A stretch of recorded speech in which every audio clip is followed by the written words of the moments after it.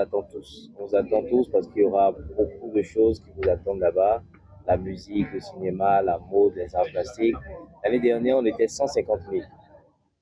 150 000 personnes qui ont visité le FINAB. Les gens ont beaucoup vendu.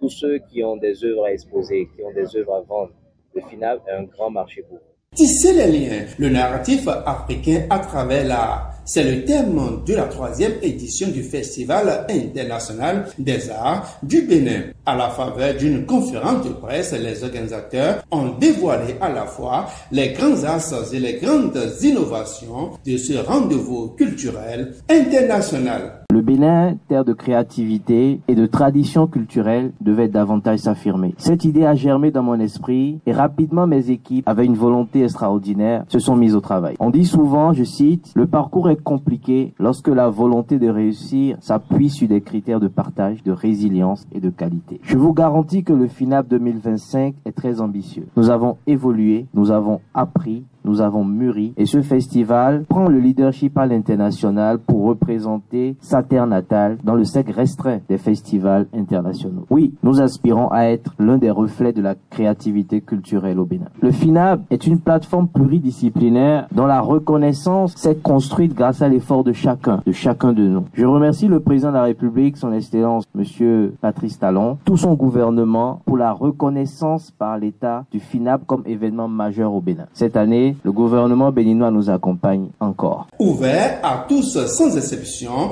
du 21 avril au 2 mars 2025, le théâtre, la danse et la musique sont les principaux arts qui seront mis en avant dans plusieurs villes du Bénin.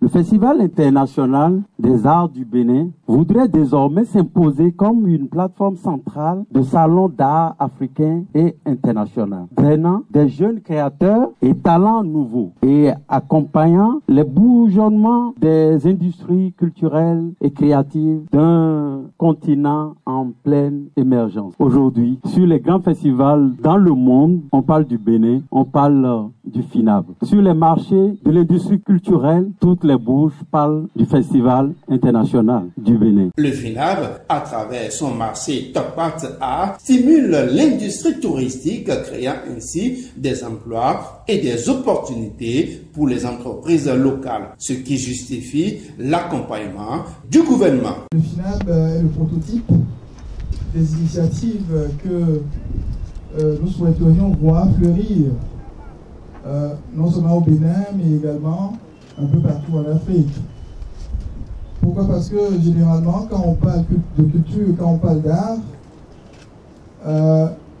tout le monde a le regard orienté vers les puissances publiques.